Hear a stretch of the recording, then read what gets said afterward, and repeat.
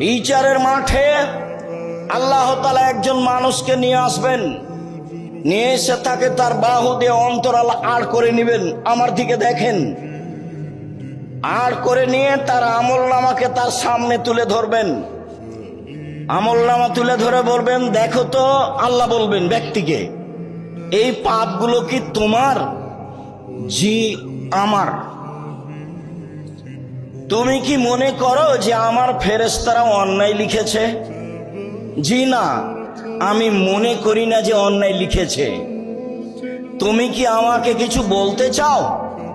জি না, আমি আপনাকে কিছু বলতে চাই না। কে কাকে বলছে বলেন তো দেখি? আল্লাহ বলছেন ব্যক্তিকে।